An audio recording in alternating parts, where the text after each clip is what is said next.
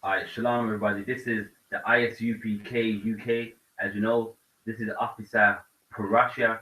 So now this is the Saturday class. It starts at 10 o'clock, finishes at 12. Now, do remember to pay your tithes. That's a commandment.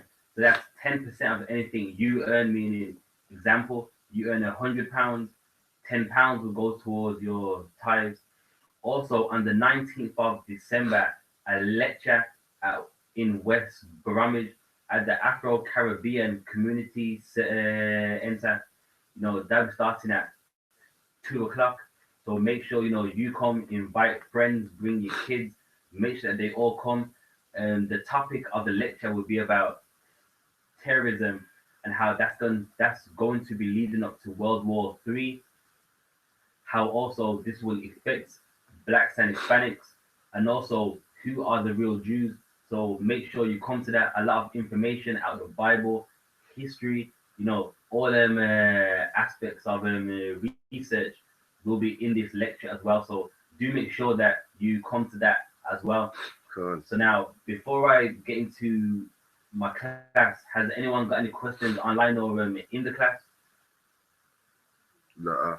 It's good enough for me. All right. So now, today's topic is don't hide the truth.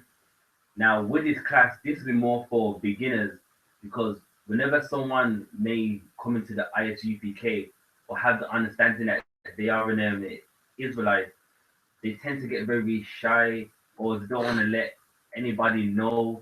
They don't want to wear no fringes. They can't stop certain things.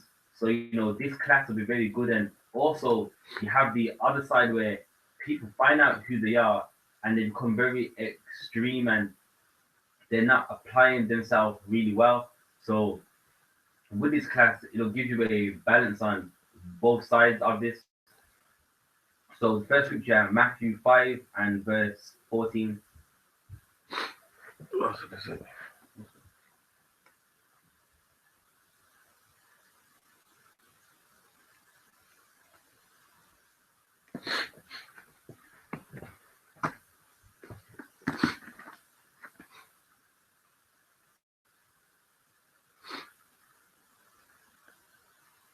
So now, with the scripture, this is, out of Yahweh's mouth, or as people call Jesus Christ.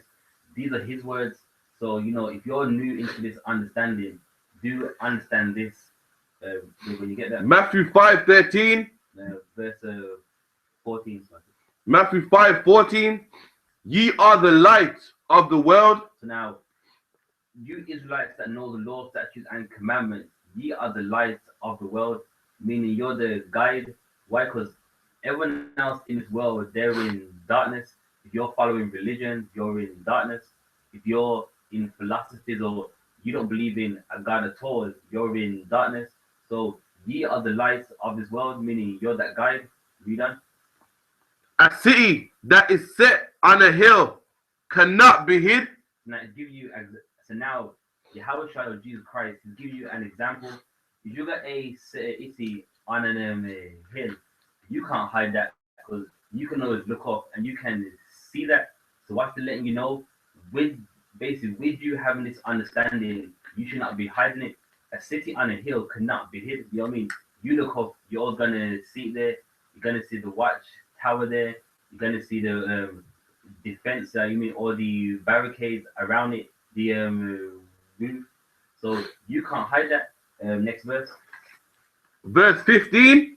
Neither do men light a candle and put it under a bushel. So now to give you another example, neither do men light a candle and hide it under a bushel. Now a bushel just means a bush, but I mean that's an old English way of pronouncing it.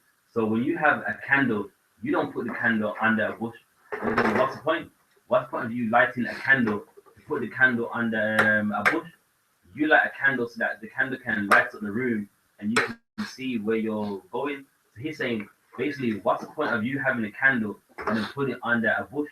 So us being the light of this world, with this truth and this knowledge, this wisdom and this understanding, you should not be hiding it. Why? Because our people need this word.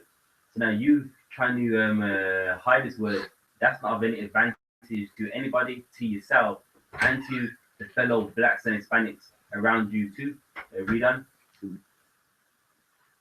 And but on a candlestick, and it giveth light unto all that are in the house. And there, so now, when you have a candle, so you put it on a candlestick, or aka a candle sedan, and it gives light to all that are in the house. So meaning, when you know that, so now when you know who you are, you're meant to let people know who you are, what you do. So now you're giving light to all the house. You knowing who you are, and you're just hiding it. What is the point? Because do have in mind, not everybody gets this understanding. There are some people out there that know something's wrong, and the Most High just won't show. He just won't show them, but He has showed you. So you have understanding. You should not be hiding it. Read on. Verse 16. Let your light so shine before men. So can anyone break that part down? Let your light shine before all men. So you're meant to be in the truth, and people are meant to see you. People are meant to see you not eat pork, see you not commit adultery. People are meant to see you turn down women that got men, and they're looking like, "Rod, that's the man of God that is." That's right. So with those examples, that is letting your light shine before all men. They're gonna see that and know he follows the laws, statutes, and commandments written out in that Bible. We done. That they may see your good works and glorify your Father which is in heaven. And see, and that's how you know it's about work. So this light ain't literal light, because then it explains, it goes that they may see your good work. So this is about actions, how you present yourself, things that you do, that they may see your good works and glorify your Father which is in heaven. So now, when they see you doing good, they're going to glorify the Most High. They're going to be like, now you know what? I need to come to class. If this guy has changed his life, surely what will work for him can work for me. You know what? My life is in hell. My kids are dying. With him, his family's in peace because he follows the Most High. And then what's that going to do? That's going to make them come into the truth as well. And then they're going to glorify the Most High. They're going to talk good about the Most High. Basically, the word glorify means to make good. So now they're going to make good of the Most High. Like, you know what? I'm going to join the I.S.U.P.K. I'm going to get off crack, weed, drugs, because his good works is good. And likewise, I want the same too. Come on. All right. They give me Mark 8:38.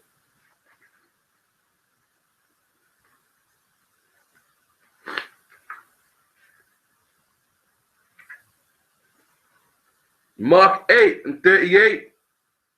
Whosoever therefore shall be ashamed of me and of my words in this adulterous and sinful generation. So again, these are the words of Yahushua, or people know him as Jesus the Christ.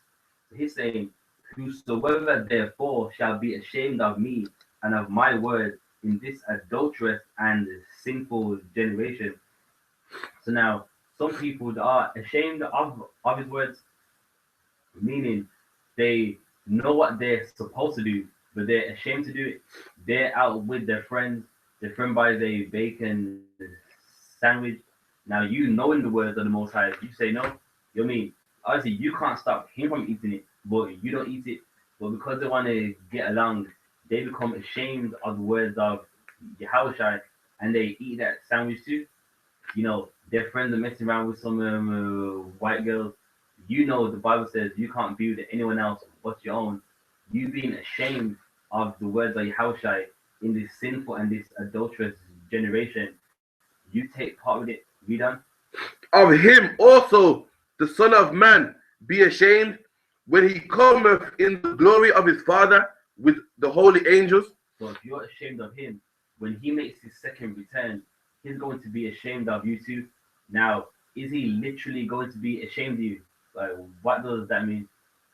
You're gonna die. You're gonna die. Basically, what it basically means, if you're alive in that time when he returns and you was ashamed of him, when he returns, you're going to die. He's going to come after you. So that's what it means. And how do I know that? Read Mark 9:1. Mark 9:1.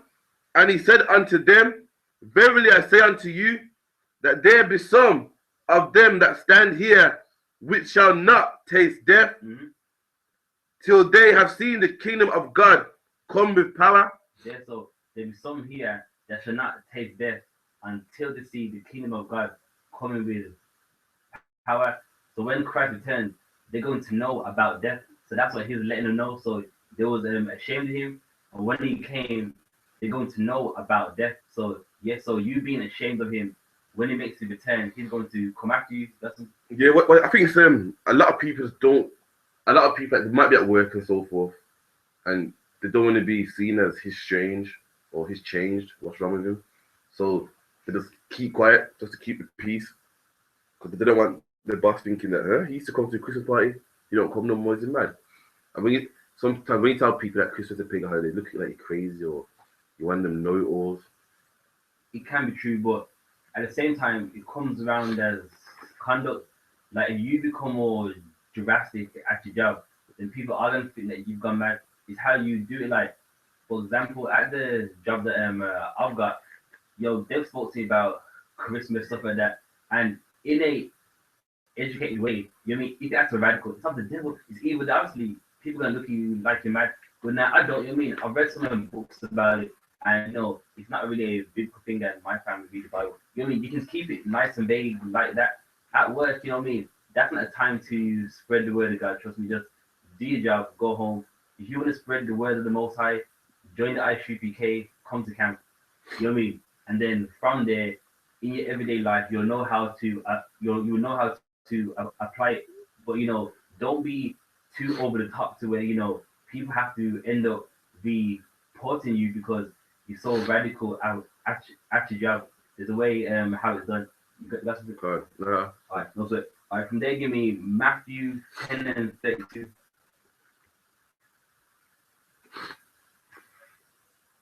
The book of Matthew 10:32. Everyone got it? Yeah, got it. Matthew 10:32. Whosoever therefore shall confess me before men, him will I confess also before my Father which is in heaven. Yeah, so if we confess Yahushua before men, example, when you're at camp, you're talking about what's in the Bible, which are the words of Christ. You are confessing him before men. You know, when someone asks you a question and your question comes and your answer comes from the Bible, you are confessing him before men. And because you do that, let's say, and he will confess you before the Most High. So now he's going to be speaking good of you, saying, yeah, you know, you can get a blessing here, help him out with this, make him strong in this, and you know, you will get built up in the Most High. Why? Because you're confessing him before men. And this is also good too, because some people, when they find out who they are, they don't want to tell anyone, they just want to just focus on themselves. But it's saying confessing before men. So this is a job that you gotta do where you have to do it in front of somebody. You don't do it just in your house, just all by yourself. Yeah, again, so that's a cut to them like Facebook prophets. That's right. I think that they can get all the knowledge and just keep it to themselves. They're not going out and telling nobody or join the I.S.U.P.K and mutilating the talent. That's right. They're not confessing in before men, and do not online. That's not before men either. So don't even think about, you know what I mean, trying to bring it in that kind of way. But next verse. For whosoever shall deny me before men, him will I also deny before my Father. And we read that in the book of Mark. So it said be ashamed of, but in the book of Matthew, he's saying deny. So now if you deny him, then he's going to deny you too. So you know you come into this understanding. Although this may seem like a very basic class, it's very fundamental to know how to apply yourself, and you know what I mean. Don't be ashamed of this because these things are written up in the Bible. Read on. Verse 34. Think not that I am come to send peace on earth. I came not to send peace, but a sword. So now, this verse is very key, saying, think not that I am come to send peace on earth. I came not to send peace, but a sword. Now, why does this verse relate to the whole topic of the class? I feel that's it. And also, because the reason why is many people believe that once they find out that they're an Israelite, their life's gonna be all peaceful, nothing wrong's gonna happen. But even Yahushua here says, you know, he has not come to send peace on earth, meaning that once you get this knowledge, this wisdom, and this understanding too, this ain't going to be a peaceful thing. People are going to hate you for it. People are going to hate. People are going to hate you because you don't want to do the things that you used to do in the past. Read on. Okay. 35. For I am come to set a man at variance against his father. And that happens. Sometimes the son, he logs into I.S.U.P.K. watch the class, and his dad thinks he's gone mad. His dad thinks that he's in a cult. His dad probably follows some Pan-Africanism belief and saying, you're dividing black people. You know what I mean? People's dads, you and your dad will become divided, not in the way that you and him will never ever talk. I mean, in some examples, some people might have gone through that, but in some cases, him and the dad don't really get along because of their beliefs. So this is in the Bible. So you coming into the truth, do expect these things and know that it's written out before you was even born. So do have the understanding too. Read on. And the daughter against her mother, and the daughter-in-law against her mother-in-law. Yeah. So with this truth, it can break families up. The kids used to eat bacon and all that, and then obviously you being in control of those kids, you're like, no. But then now the grandmom's upset, the mom's upset, and families can be drawn apart over the most smallest thing. How common, like you could be a Christian and join Islam, and your parents will accept you. They'll be like, well, that's what we do. They accept you. Like us, people turn homosexuals and their parents accept them. They'll be like, okay, that's what you want to do. I'll support you. But when you join this truth, your family's against you. That's right. And that's how you know that this is the truth as well. Because, as what you said, any religion you can join and people do not mind. But why is it when you want to get off anything wicked according to the Bible, people then hate you for it? So, really, this lets you know that all religions are all about the same thing. You appear righteous unto men, but really, behind everyone's back, they're all doing the same simple things. That's why they don't mind you joining any other religion. But in here, you change, and that's what they don't like. You're like, my brother's a Muslim. My dad goes, well, if he finds spirituality there, then that's his thing. But I'm part of UPK and he opposes it. I don't understand. It happens, yeah. I mean, it happens in everyone's family. There's always one. It might not be your mom or your dad. It might be a cousin, aunt. There's someone that has a strong disagreement with it. So that does happen. But yeah, verse 36. Verse 36. And the man's foes shall be they of his own household. Yeah, so your foes, meaning your enemies, they're going to be of your own household, meaning they're going to be the people that are in your house. So while you're listening to the I.S.U.P.K upstairs, they can't stand that. They start to play some reggae music downstairs to try and cancel out the sound of what you're playing upstairs. Or you don't eat any. You obviously, according to the Bible, we got a dietary law. You don't want to eat that in the house because you know that you won't have that. They purposely make that. So now your enemies can be in your house, meaning they are against you. Like I've heard, I even witnessed it. I've heard of some scenarios where a man, he's joined I wouldn't say join the I.S.U.P.K, but he's learned some understanding of the Bible. So now he doesn't eat any more swine, and his wife purposely cooks bacon every time now. So she wants him to go back to having it. So your foes can be in your house. Yeah, sometimes your wife even don't like the beard no more. She don't like the fact they tend to a man no more. Because you want to say about Christmas and they don't invite you to the family gatherings and stuff. That too, and also some women like weak men, and in the truth, as you apply yourself, you naturally become stronger. So they even hate that you're standing up, speaking up, while as a man in the world, he's usually okay. The woman was right, so some women even hate that. So that's another way how foes can be of your own household too. But I know so verse 37. Verse 37, he that loveth father or mother more than me is not worthy of me. Yeah, so if you love your mom or your dad more than Christ, then you're not worthy of him. That doesn't mean you don't have any love for them at all. No, the key word is saying more than me. So you follow Christ above them. So yeah, you love your mom and you love your dad. Ain't nothing wrong with that. But what the Bible says, that's what it says. And you ain't going to pick them over Yahushua through the Most High. Read that.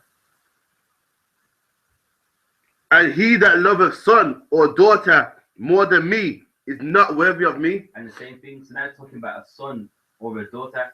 So if you love them more than him, you are not worthy of him. It's not saying you can't love your son or your daughter, but if you love them above Yahushua, then you're not worthy of him. So if your kids start to go off, you're not going to go off with them. You love Yahushua more than them. So you're like, well, bye. I love you, but you know what I mean I'm gonna stick to what the Bible says. Read on. Verse 38, and he that taketh not his cross and followeth after me is not worthy of me. Yes, now with that cross, it represents the affliction. So if you don't take up this war, all those afflictions, all those hard times, then you're not worthy of Yahushua. Because being in the truth is not an easy walk in the path. It's not like you walk down the street and tell every black and Hispanic man you are a Jew and he's gonna hold your hand and all you lot are gonna walk down the same road. It doesn't work like that. You know, people say bad things against you. People hate you. You know what I mean? Even some people out of your family don't like you too. So you know what I mean? Being the truth, you gotta take up that cross, which are those afflictions. That is something that you have to do. And next verse. Verse 39, he that findeth his life shall lose it. So can anyone break that down? I got it. He that findeth. So the whole thing first. Yeah, if you want to. He that findeth his life shall lose it, and he that loseth his life shall find it. For my name's sake, I mean you gotta lose your life for Christ's sake. Like if you was a guy that was a man for sleeping around and so forth, you gotta lose that life and find a new life for Christ's sake. That's right. Does anyone know a scripture which can go with that? Being born again. Oh, can't. So now you know what I mean? So that's an example of being born again, meaning the life that you have, that life is lost. You're somebody brand new now. So you mean if you was an adulterer or a drug dealer, you've lost that life. What the rest of it say? He that finds life shall lose it, and he that loses his life for my sake shall find it. So now, if you start to come to the understanding that I'm an Israelite, I gotta follow the law, statute, and commandment, and you get rid of that life, you find another life, and guess what? That life is going to be much, much better than the life that you had in the world. Trust me, like if you came into the truth, then it's clear that you understood the life that you was living was wrong anyway. Nobody would leave something good to go into something bad. So clearly, even within yourself, you knew how you was living was wrong. That's why you're here. But right, from there, give me Galatians 1 and 10.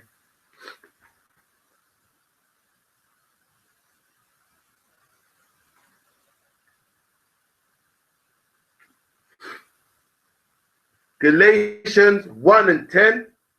For do I persuade men or God? Now, this is Paul speaking, and he's saying, do I persuade God or men? So now, am I trying to persuade you or the Most High? Read on. Or do I seek to please men? For if I yet pleased men, I should not be a servant of Christ. And now that's a heavy scripture right there. So that lets you know that if you are pleasing men, you are not a servant of Christ. So some people, not everyone, but some people got this get along spirit. And if you're like that, then you are pleasing men and you're not pleasing Yahushua. Yeah, like some people, like they got a young son or whatever, young son or daughter, and they just want to celebrate their birthday. They just feel bad not giving them Christmas presents and stuff. You know what I mean? So they end up pleasing their son. And Christ said, "You can't love your son more than me." And so they get along. But they have to pick up that cross and be afflicted the same way, but they just can't do it. And also, I can add too, you don't have to get stuff for his birthday. If you get stuff way before that time, then he won't know. Like, you know what I mean? It depends how you raise them up. If you raise them up thinking birthdays are okay, then you would feel bad. But from young, if you raise them up right according to the Bible, then there wouldn't be anything to worry about. What they do is they have them in the house doing what they want. Then when they reach 10, 11, 12, and it starts to talk about birthdays, now they feel bad where if you would have had in Sododa in them from young, then you wouldn't have had that problem. Can't be weird, but you got the school and stuff and the influence and the other kids saying what they got for their birthdays and stuff. They can get indoctrinated by that as well. Yeah, true. But then that's where when they come home, you have to spend some time with them. Now, I'm not saying sitting down all day, but do you have like 20 minutes, half an hour with them, and just just go over basic things. Can't. All right. So where was we at? At 11. No, sorry, yeah. Verse 11. But I certify you, brethren, that the gospel which was preached of me is not after man. Yeah. So the gospel which he preached, that was not after man. So that's why you can't be trying to please a man. Yeah, you can't be trying to please a man because this gospel, this understanding, the words in this Bible, they're not after man. These are the words of the Most High. So who cares if someone feels bad or something? It's not your fault. You're just saying it out of the Bible. So that's why we don't seek to please men at all. Verse 12. For I neither received it of man, neither was I taught it, but by the revelation of Yahushua Christ. There, and this is just to let you know that this word, he neither received it of man, neither was taught it, but by the revelation of Jesus Christ. So he received it by a revelation or something that was shown unto him. That's why with these words, you can't be pulling it down just to make somebody else happy. As what Yahushua said, ye are the light of this world. So if we're the light of this world, you can't put down the light just to blend in. You got to show them, well, this is what it is. If you don't like it, then that's on you. But from there, give me Matthew 10 and 27.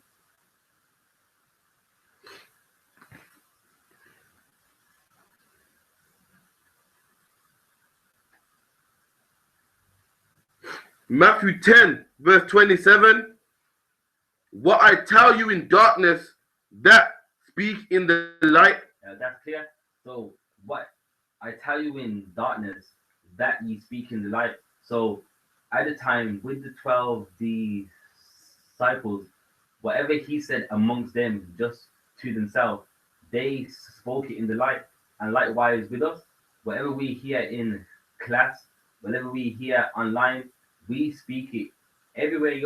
We have camp. So what we learn in class, we also bring it out there too. We speak it out there. So you're not told, well, you was told it in darkness and it sedates in darkness too. Correct. You're told, basically whatever you receive, that's what you say out there. So can darkness also refer to the parables he gave? And that too as well, yeah. So we learn the parables and then we bring it out as well. Then we give the understanding of those parables. Any more on that? Read it again. What I tell you in darkness, that ye speak in light, and what ye hear in the ear, that preach ye upon the housetops. Yeah, so that tells you what the darkness and the light is. So first says darkness, then in the middle of it goes, and what ye hear in your ear. So that lets you know what the darkness is talking about, meaning what was told between them and the light that ye preach upon their housetops. So now, wherever we hear, we speak that out loud. Imagine you're on a housetop, you can't talk low, you know what I mean? No one ain't gonna know that you're there. You need to speak it loud so that people know, oh, it's him saying something on the top of that house. So based on now with the truth, you can't hide it. once you get the truth and you understand it, then it does come with a work. And just know that you you find out that the slave ships happen and it's in the Bible. All that is good, but do you understand that later on there is a work that has to come with that too? Now, of course, not everyone does the same thing. Not everyone's going to be having the ability to hold camp, read. Some people don't read good, but on the phone they know how to set things up. They got the what do they call it? They got the gift of the gab, meaning, you know what I mean? They know to make someone do something even though they didn't really want to. So everyone comes in, and any way that they have, so any ability they have, you know what I mean, they also bring that along with them too. But right from there, give me Ecclesiasticus 41 and the 14th verse.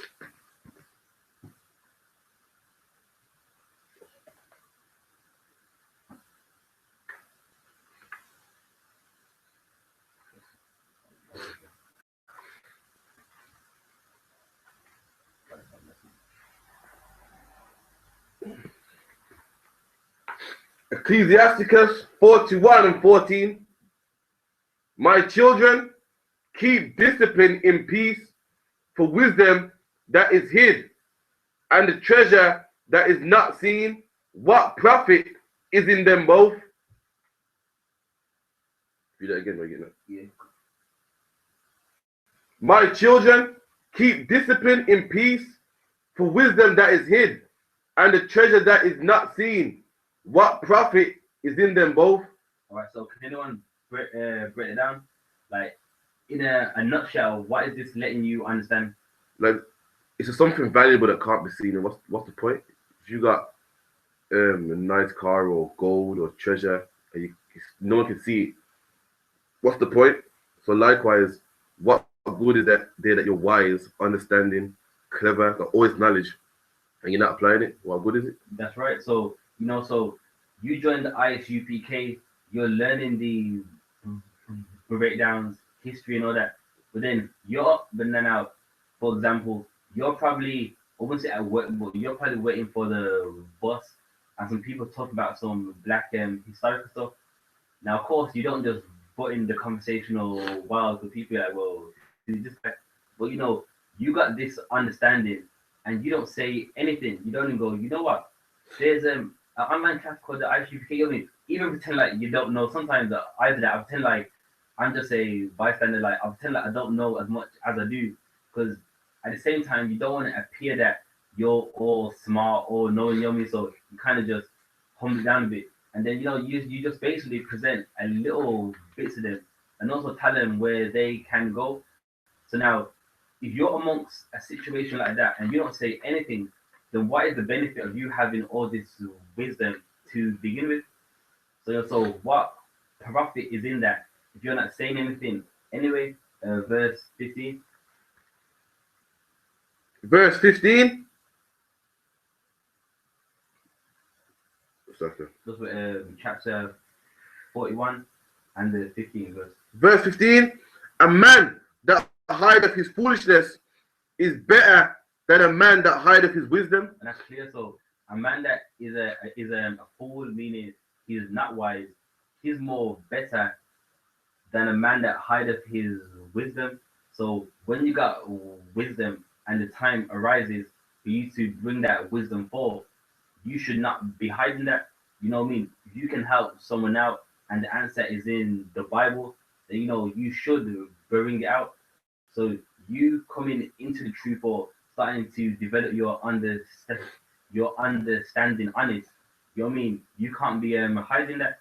And the Bible saying that a man that is a fool, he's better to keep quiet than a man that has wisdom. We done. Verse 17, verse 16. Therefore be shamefaced according to my word. Yeah, so you should be ashamed. So if you ever done that, you know what I mean? He's saying, therefore be shamefaced, meaning be ashamed according to my word. We done. For it is not good to retain all shamefacedness. Yeah, so it's not good to retain all shamefacedness. Meaning some people they're ashamed, but they keep themselves like, oh, whatever. He's saying in this time, no, what you did was wrong, and you should be ashamed of that. You had the wisdom, and you didn't say anything. You know what I mean? So for that cause, you should be ashamed. And more than that was that pretty much it. You're a convert. I know it. Give me Matthew 13 and 12.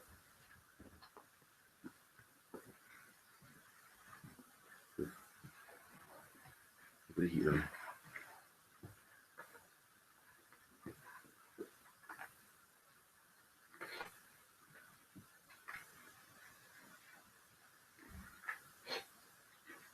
Matthew 13 and 12. For whosoever hath, to him shall be given, and he shall have more abundance. So now, again, this right is in red. These are the words of Yahushua. And he's saying, verse 12, for whosoever have, to him shall be given, and he shall have more in abundance. So now, if you have the understanding of the Most High and you're doing the word, you will get more in abundance, meaning a lot more than you can even count. So by you not hiding the truth as well, you will have more in abundance. So you understand a bit now. If you're, you know what I mean, letting blacks and Hispanics know who they are, what they have to do, inviting them to class, the Most High will bless you and you will have more in abundance. Read on. But whosoever have not, from him shall be taken away, even that he hath. There, so the man that he had the understanding and he didn't do anything, he was ashamed. He didn't want to let anyone know that he's part of the I.S.U.P.K. He didn't want to wear any fringes. He didn't want to do anything. From him, he shall be taken away, even that he had. So even that small part of understanding, even that small bit, that's going to be taken away from him. So even if that man, all he did was Deuteronomy 28 and verse 68, even that which he had, that gets taken away from him too. Doesn't? Yeah, so they say that even a man that just holds the camera for class, or the man that just set up, he's help is enough. Yeah, he's helping enough. At least he's doing something. But some people, they don't do anything. And so basically, if you don't do anything, even a little that you do understand of the Bible, even that gets taken away from you too. Well, that's that. From there, give me Matthew 25 and the 14th verse. Matthew 25 and 14. For the kingdom of heaven is as a man traveling into a far country, who called his servants and delivered unto them his goods. All right, so now this is a parable. Now, for those that don't know what a parable is something that is really talking about something else, but it's spoken in another way. So now it's not meant for everyone to understand. So you can read verse 14 again. Verse 14. For the kingdom of heaven is as a man traveling into a far country, who called his servants and delivered unto them his goods. And unto one he gave 5 talents, and to another 2, and to another 1, and to another 1, to every man according to his several ability. So now these talents represent your ability, because it says he gave everyone according to their ability. So some people, they got how much talents? 5 talents, meaning their ability is a lot. They understand the Bible, can hold camp, lectures, debates. You know what I mean? And another man, how much? Another man has 2 talents, meaning he can probably read, hold a camera. So his ability, it ain't a lot. And another one, so meaning his one ability, he could probably just like monetize the class. Nevertheless, that's his ability. So now this is talking about work. Read on. Verse 16 looks like and straight away took his journey. Now straight away he took his journey. If you read Acts 1 and 6, Yahushua, he went up to the Most High to sit on the right hand side. So that's the journey that it's on about. Read on. Then he that had received 5 talents went and traded with the same, and made them other 5 talents. So can anyone break down verse 16? That is using talents, money, currency. A currency. He's using talents, like he's using it as an analogy. Like took that money and invested in a business and got more. So what happened really was like the person took their ability to hold camp, and so like this person got 5 talents. 5. 5, that's right. So he got quite a bit of ability. So he took his ability, like he might be a good speaker, a good teacher, could do breakdowns. He took that ability and then he did lectures, camps, online classes, and with that ability, he brought people into the truth. He got another 5 million. You know what I mean? He brought other people in, and also he's learning them how to do it. So he has doubled it. You know what I mean? So yeah, so based on his ability, his works, he's invested it, and now he's got it to where other people can do that too. Read on. And likewise, he that had received 2, he also gained another 2. So 2, what were the 2? A man that can read and he can hold a camera. So now he, with what he could do, he also got someone else in who can read, and he also taught someone else how to use a camera too. So he's doubled his abilities. He's put in some work, and you got some. Yeah, the small abilities like that, people think that they're not effective, but they are, because someone needs to hold the camera, and then all these videos that people see and get inspired by and join the truth is because a man held the camera and knew what he was doing. And also, remember this: the Bible says, "In every work there is profit." So don't think what you're doing isn't enough. Trust me, everywhere you get a reward from the Most High. So don't thinking your work in as much as someone else's, because then that's when you're trying to do something which you can't do because you're looking at someone else trying to do what they can do, and that's not for you. Now, obviously, you never know. As time goes on, they might grow, and they might can do more. But first off, don't watch anyone else. Just do what you can do, and you know what I mean. That's where everything starts from. But read on. Verse 18, but he that had received 1 went and digged in the earth and hid the Lord's money. All right, so he went and digged it in the earth. Like, what would that represent? Like the talent he had, he sat on it. That's right. So he said he buried it, but in actuality, he had a talent that wasn't much and he did nothing with it. That's right. So even the smallest thing that he could have done, but what was the example of 1 talent? Someone that could just like monitor the class, he couldn't even do that. They were probably calling the brother, I'm tired, man. Listen, I wish I could make it. I just really can't. So he sat on that. Read on. Verse 19, after a long time, the Lord of those servants cometh and reckoned with them. So now this is the second coming of Jesus Christ. So now when he comes, he's going to reckon with them, meaning he's going to talk with them. Read on. Verse 20, and so he that had received 5 talents came and brought other 5 talents, saying, Lord, thou deliverest unto me 5 talents.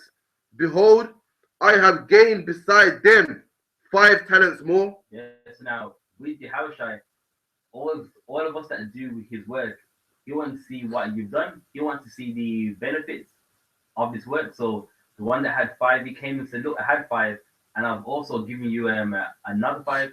He's saying, look, you may have taught this brother here, he's in the truth.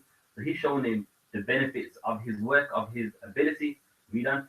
Verse 21, his Lord saith unto him, well done, thou good and faithful servant. So by you doing that, you are a good and faithful servant as well. So now that shows how you become a good and faithful servant of the Most High. Read on. Thou hast been faithful over a few things, I will make thee ruler over many things. Yeah, so really, you doing this work and you using your abilities, Yahushua called this a for you thing, but in the kingdom, you're going to rule over many things. You're going to rule over Japan, India, Thailand, and maybe some other countries around that part of the world. So by you doing that, he's going to make you a ruler over many things. We done. I will make thee ruler over many things. Enter thou into the joy of the Lord. And the joy of the Lord is the King of heaven. You're on top. In Isaiah it says that strangers are going to build up our walls, so you ain't gonna have to lift a hand to do anything. Also in Isaiah it says that you're drinking the best wine on the lees, which means the best of the best. So so that is the joy of the Lord. Read on. Verse 22, he also that had received 2 talents came and said, Lord, thou deliverest unto me 2 talents. Behold, I have gained 2 other talents beside them. So now the one that had 2 talents, Yahushua has come unto him and he's like, look, I've also gained another 2. This brother can read, he can hold the camera too. And then from there it went on and on. He's showing the works of the ability that he had and what he worked with as well. Read on. Verse 23, his Lord saith unto him, well done, good and faithful servant. Thou hast been faithful over a few things. I will make thee ruler over many things. And there, so likewise, he's got the same reward as a man that had 5 talents as well. He's going to be a ruler over many things in the kingdom of heaven. Read on. Enter thou into the joy of the Lord. Then he which had received 1 talent came and said, Lord, I knew thee that thou art an hard man, reaping where thou hast not sown, and gathering where thou hast not strawed. So now the man with 1 talent, he's come unto Yahushua and now he's afraid. Now, if you notice, this is flattery here. It's trying to say, I know that you're a austere man, reaping where thou has not sown, and gathering where thou has not strawed. He's like, I know you're rough. I know that you get the benefits of the work. So meaning, basically, you do the work, and at the end, he comes and he gets the benefits of it. For example, if anyone's ever been locked up before, there's a guy who's usually 6'5", lifts all the weights. Now you go to the canteen, get the what's it called, the mashed potatoes and the drink, and then as you walk back, he comes up to you and he takes your drink and your mashed potatoes, meaning he gets the benefits. You do the work and he comes to collect. That's like life, the cornbread. That's a good example too. The man that wanted the cornbread, you know what I mean?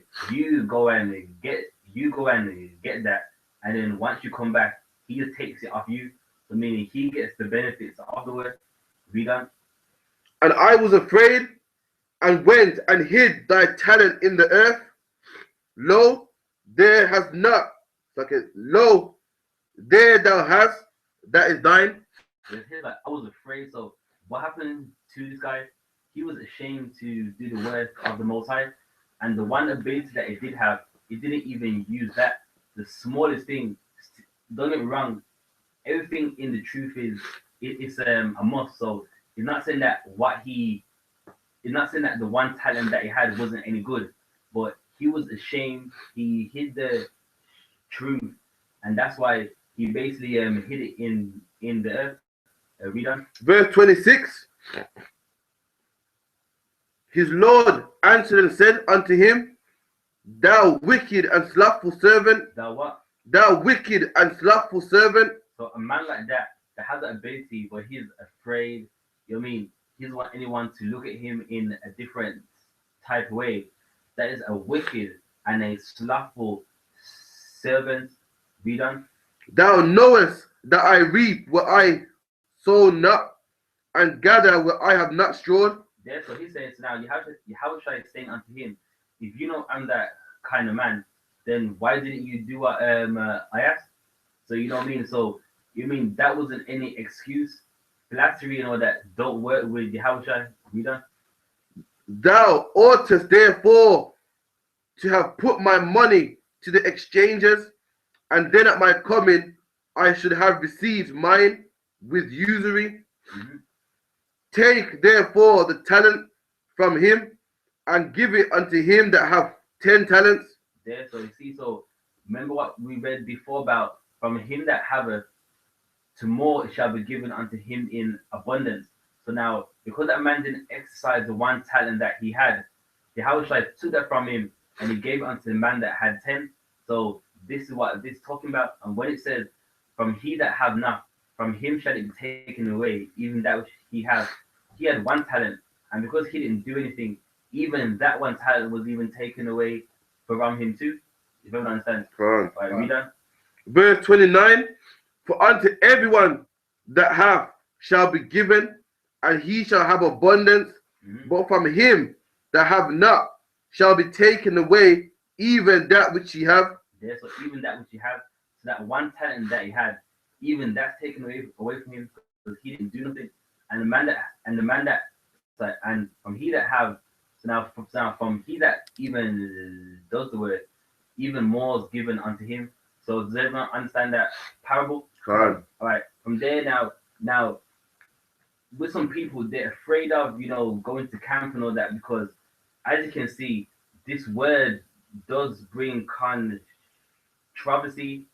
But now these same examples are also in the Bible too. Let's get Acts the 17th chapter and we can start at verse 1.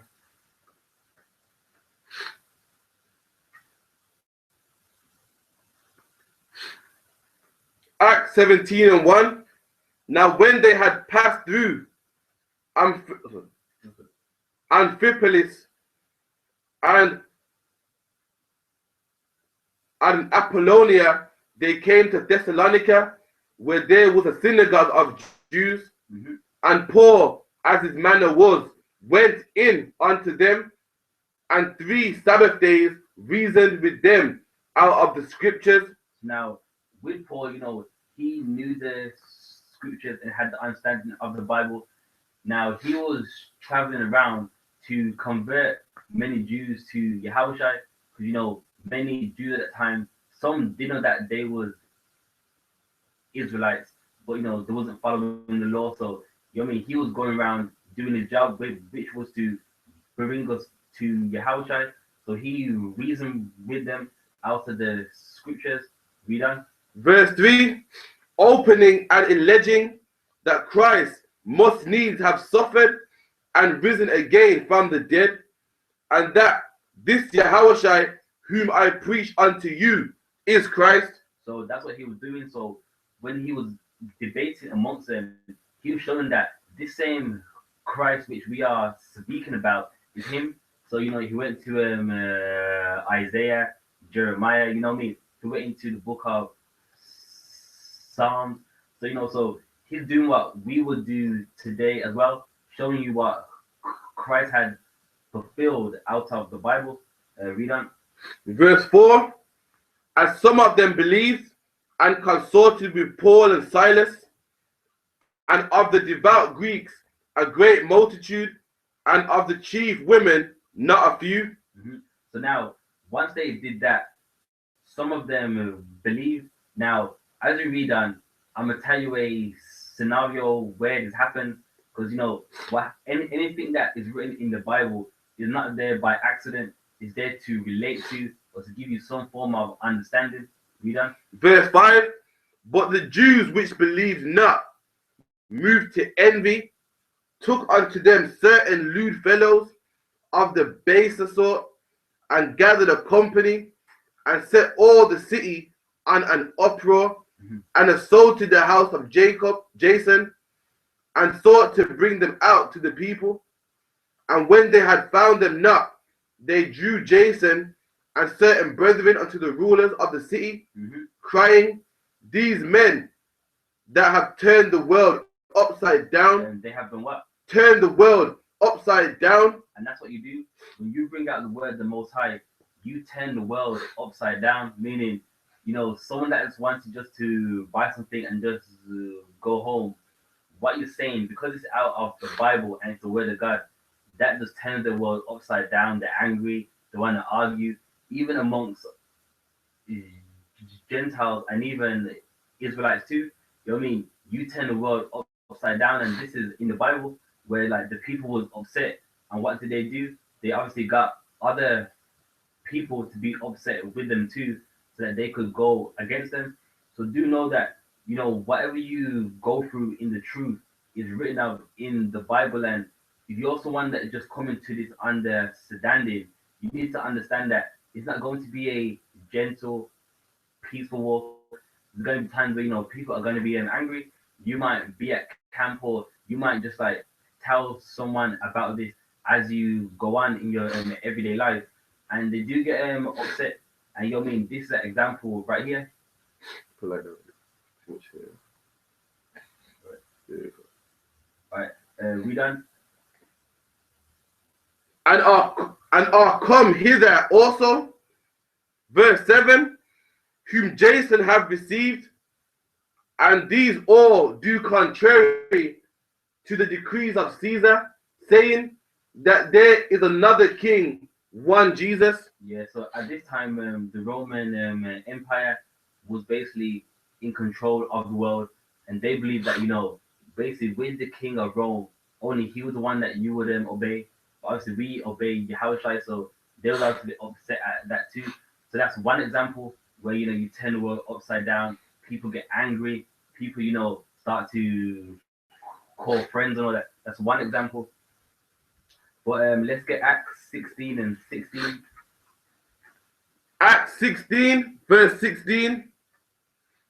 And it came to pass, as we went to prayer, a certain damsel possessed with the spirit of divination met us, which brought her masters much gain by soothsaying. Now this woman, she had a spirit of divination.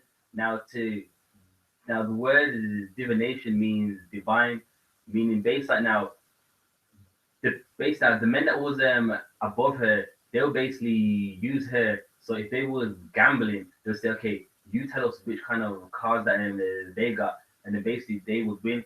So she had that spirit of divination, which means she could tell what will basically happen. Read on. Verse 17. The same followed Paul and us, and cried, saying, these men are servants of the Most High God, which show unto us the way of salvation. 18. And this did she many days by Paul being, but Paul being grieved, turned and said to the spirit, I command thee in the name of Yahushua Christ to come out of her. And he came out the same hour. So with this woman, she was always behind him. These are the men of God. These are the men of God. And basically, with Paul being grieved, you know, he's a Benjamite too. So when you're calling on him, they get very upset. That's a common Benjamite trait. So she was doing that. Then basically, in the name of Yahushua, he commanded that demon would come out of her. Read on. Verse 19. And when her masters saw that the hope of their gains were gone, they caught Paul and Silas and drew them into the marketplace unto the rulers, and brought them to the magistrates, saying, these men, being Jews, do exceedingly trouble our city. They do what? Exceedingly trouble our city. They're now, realistically, they're not troubling anybody, but just that them following another set of laws and them having the power of the Most High. This woman that had that spirit of the divination, they can get that out of her. So they're like, well, these people, they are troubling us. Now, when you're in the truth, you may be at camp, or, you know, you don't want to follow the laws that they have. They think that you are basically troubling them, which you're not. Which also, this is found in the Bible too. You got something? Yeah, because people just marry white women, and, you know what I mean, and you keep bringing it up, it annoys them. Don't just eat pork and just smoke weed and live in fairyland, but you keep waking them up to hate it. It's true, like, you're the reality, and they want to stay in bed. It's like someone wants to sleep all day, and you're the alarm clock. You're just annoying them. So even here, they were saying that we was troubling them, which we was not. But you know what I mean. That's how they envisioned it. Verse 21. Verse 21. And teach customs which are not lawful for us to receive, neither to observe, being Romans. 22. And the multitude rose up together against them, And the magistrate rent off their clothes and commanded to beat them. There, so they got beat. So now, because of what they did, even though it wasn't wrong, according to them it was wrong, they got beat. So there's even times in the Bible where the disciples got beat. So now you coming into the truth, these are realities that you need to understand, is that not everything's always gonna be good. Some days you might get arrested, you might be close to being arrested. Now, of course, if you ain't done anything wrong, then you're right. So it does come to a level of conduct too. Don't be getting arrested because you can't behave yourself. You know what I mean? You do it for the word of the Most High. So if you ain't done anything wrong, 9 times out of 10 you won't get arrested. So also know how to conduct yourself too. But notice that these things are written out in the Bible. Right from there, give me Acts. I don't know. So now I'll even give you another example. The prophet Jeremiah, he had his family around him. Like with Yahushua, said that he's come to set. So he said that the enemies of a man would be they of his own household. Well, even the prophet Jeremiah, he went through it too. Let's get Jeremiah chapter 20 and verse 1.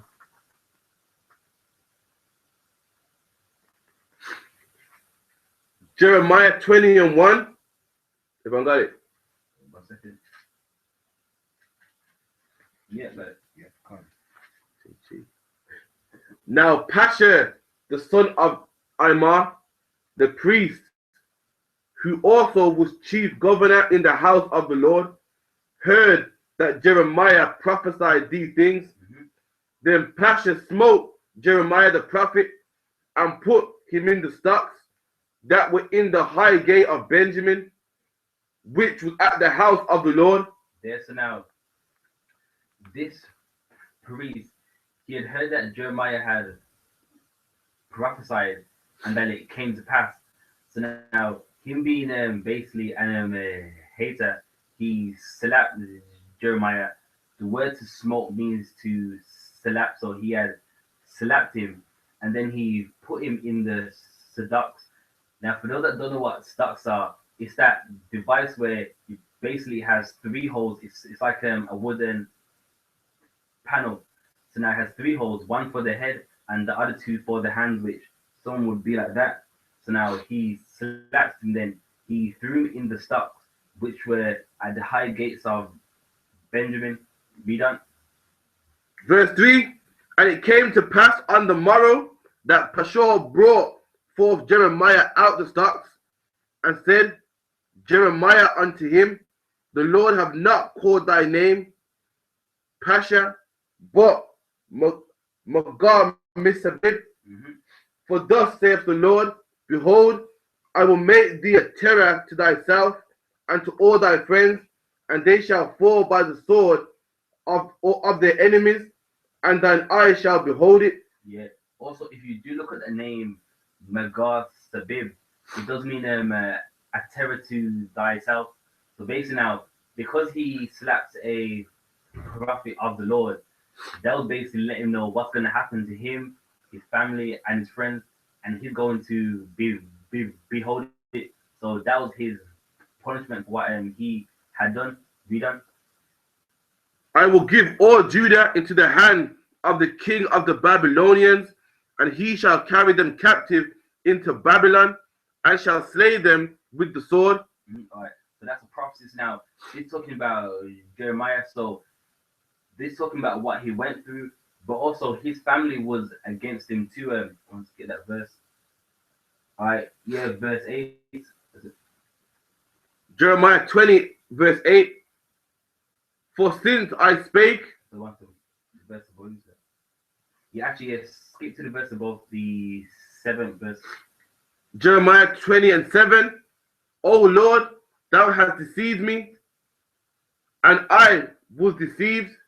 Thou art stronger than I. Now, this is Jeremiah doing the work of the Lord. He went through so much tough times. He thought that the Lord had deceived him. Why did he think that? Because if you read Jeremiah chapter 1, the Lord said unto him, I will be a defense unto thee. you shall be a strong wall. So he thinks like the Most High, like you have deceived me, like what's going on? I'm going through all these rough times. Read on. So, and has prevailed. I am in derision daily. So now he is confused daily. So the way how people are dealing with him, you know what I mean? Everyone's laughing at him because at this time the Israelites they were following other gods. So you know, you being in the truth and the other blacks and Hispanics they're into Catholicism, Christianity, Egyptology, ancient Aztec religions and all that stuff. So likewise, how we are now, he was a bit like I'm like I mean something wrong with like myself. Everyone's following this, and I'm the only one over here in the I.S.U.P.K. We done. Everyone mocketh me. Everyone does what? Mocketh me. Oh, you're wearing a man dress. Everyone mocketh me. What are these dangly things hanging off your garments? Everyone mocketh me. Everyone mocks them. So the prophet Jeremiah, he went through the same thing too, where you know people thought that he was strange, but not understanding he's following what they should be into too. We done. Verse 8. For since I spake, I cried out and cried violence and spoil. So he cried violence and spoil because at this time the Babylonians were going to come. Because why Israel rebelled against the Most High? We done. Because the word of the Lord was made a reproach unto me, Mm-hmm. and a derision daily. We done. Then I said, I will not make mention of him, nor speak any more in his name. So he was at her. He said, you know what? I'm not going to do this anymore. I'm not going to speak another word. Anything the Most High tells me to say, I'm just not going to do it. So he was hurt so bad. He didn't want to even read the Bible anymore. He didn't want to, you know what I mean, prophesy anymore. We done. But his word was in my heart as a burning fire, shut up in my bones, Mm-hmm. and I was weary with forbearing, and I could not stay. So even though he didn't want to, he had to, meaning it was just in him that bad. As much as he didn't want to, he ended up doing it anyway. So you know what I mean? If anyone's ever feeling down or they're feeling shy, or you know what I mean, they're a bit afraid to do the work, read about the prophet Jeremiah. Notice what he done. As much as he didn't want to do it, he did it anyway. Read on. Verse 10. For I heard the defaming of many, fear on every side. So he heard the defaming. Does anyone know what defaming is? Speak bad against. Yeah. So he heard people speaking bad against him, like how we hear the defaming too. Them guys are racist. Them guys they just follow man. Yeah. So likewise, obviously in his time and what he was going through, he heard defaming, the same defaming that we hear too. Read on. Fear on every side, report, say they, and we will report it. Mm-hmm. All my familiars watched for me halting, saying, peradventure he will be enticed, and we shall prevail against him, and we shall take our revenge on him. Right. Does anyone know what that part's saying? Said all his family members are waiting for him to fall. That's right. Said he'd be enticed. Like sometimes your family members think it's a phase, and like just leave it, man. When Christmas comes around, he can't resist that turkey. So let's just wait a bit. When it pops up, he'll eat the turkey. We go, see, you told you. We shall prevail against him. Yeah, I mean, we're gonna win. I mean, with this, it's only for him a small time. He's only doing this for now, but you know, there's gonna come a time where he'll get back to it. So they're waiting for him. So his family's are probably following Baal and Ashtaroth. They're like, don't worry, man. You know what I mean? He'll soon be coming back to this soon. So you know what I mean? So Yahushua spoke about your own foes are going to be they of your household. And an example here is in the book of Jeremiah. Any more on that? Verse 11. Verse 11. But the Lord is with me as a mighty, terrible one. There, so as much as times got bad, Jeremiah he understood something though. But the Lord is with me as a mighty, terrible one. So meaning that the Most High is with him strongly. We done. So, God. Therefore My persecutors shall stumble. There, so the people that are persecuting him, hating that he's in the truth, they're going to stumble and not him. Read on. For they shall not prosper. So prevails. What's prosper? Wait. 11. Oh, sorry. It prevails. Okay. Next line, sorry. Oh no, sir. And they shall not prevail. And they're not going to prevail, meaning they're not going to win. So his family saying, well, just watch and we're gonna see.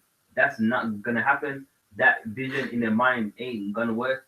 And likewise with the people in the class and the people watching the class, you stay strong with the Most High. People that want to see you go back to Christianity, Catholicism, Islam, that's not gonna work. Why? Because you're following the law, statutes, and commandments, and you're going to be doing the work of the Most High too.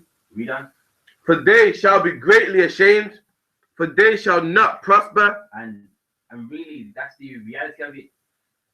Blacks and Hispanics following another God, they don't prosper. You think they're happy, they're not. Why do you think they're on drugs as much as they are? Because they're not really as happy as they make out. Why do you think they go out every weekend? Not saying that you can't go out and have fun, but why do you think they go out so much? Because really they're sad. So really, when it all comes down to it, they don't prosper. And likewise, they don't want you to. Why? Because you being in the I.S.U.P.K, serving the Most High, that's where real prosperity comes from. Read on. Their everlasting confusion shall never be forgotten. And their everlasting confusion shall never be forgotten. So they're gonna realize in time that what I was into was so wrong. Like that, it was silly, but they're never ever going to forget that in a time to come. So now, give me Amos 5 and 10.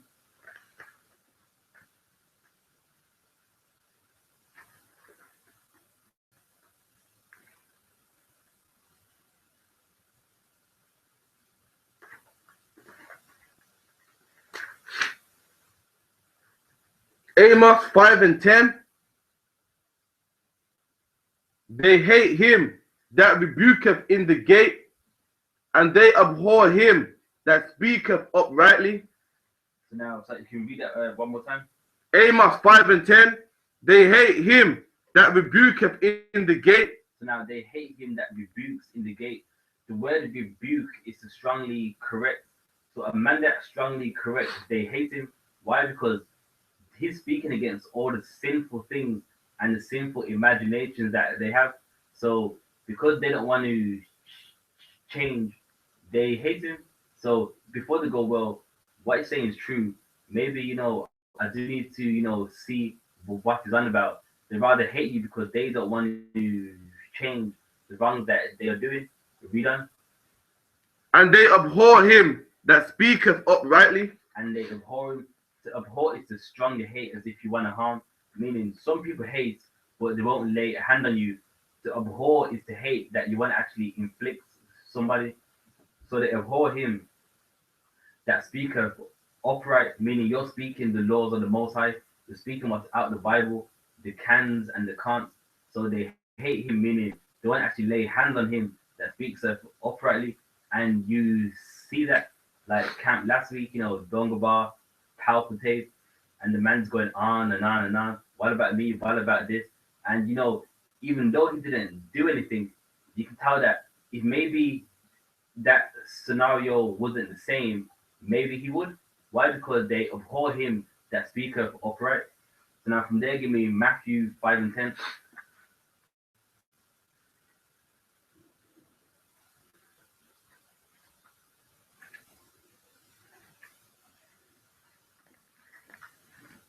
Matthew 5 and 10. Blessed are they which are persecuted for righteousness' sake. Now, these are the words of Yahushua, and it says, blessed are they which are persecuted for righteousness' sake. So meaning, when people hate you for righteousness, for the laws of God, for what the Most High says you can do and what you can't, you are blessed for that. So, so there is a reward for that. So don't be feeling ashamed and well, I'm in the truth, and people might look at me odd. You are blessed if you're persecuted for righteousness' sake. We done For theirs is the kingdom of heaven. there. So for theirs, meaning for those same people that were persecuted for righteousness' sake, for theirs is the kingdom of heaven. Meaning you're gonna get into the kingdom for that. The Most High does not forget your work if you remain, of course. So if you've been getting persecuted for righteousness' sake, then you have a part in the kingdom with Yahushua. We done.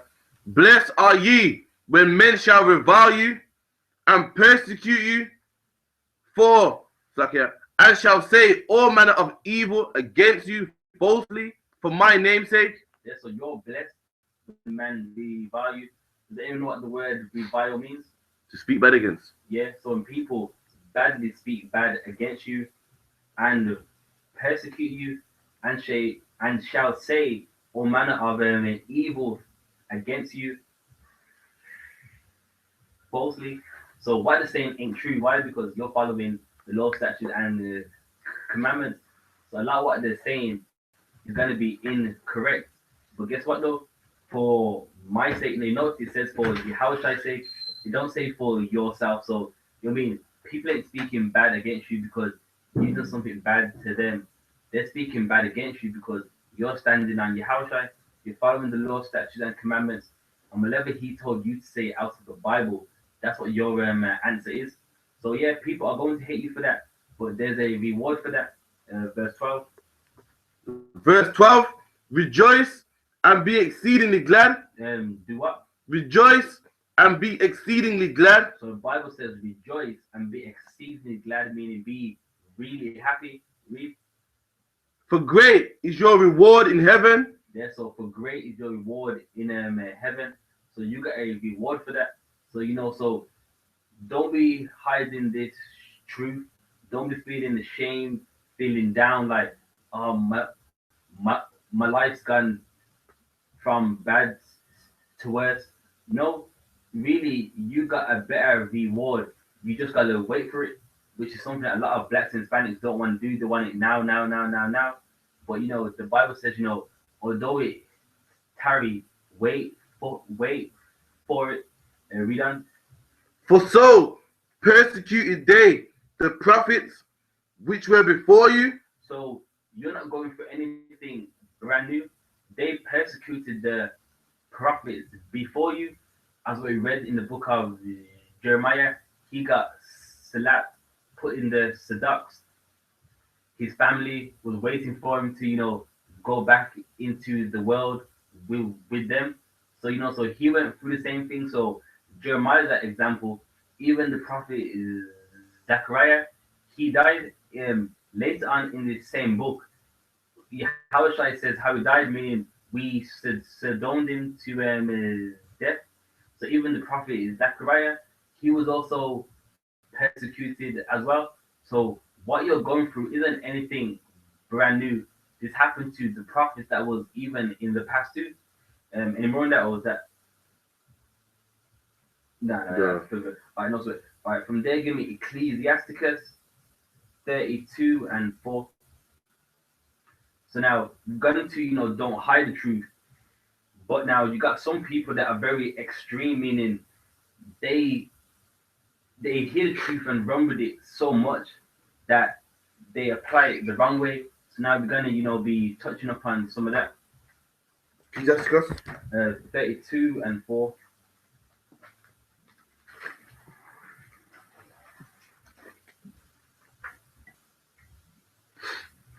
Ecclesiasticus 32 and 4.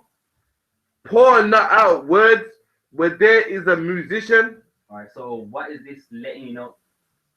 Like, don't try to reason with people when people trying to party and so forth. That's right. At the time. That's right. So if you go to a house party or like a club and you're at the bar, you see someone's just there, you should be wise enough to know, well, this ain't the time. Because you get some people that are afraid and shy, and you get some people, they're very dramatic and they don't know how to apply anything. So this part goes more into this.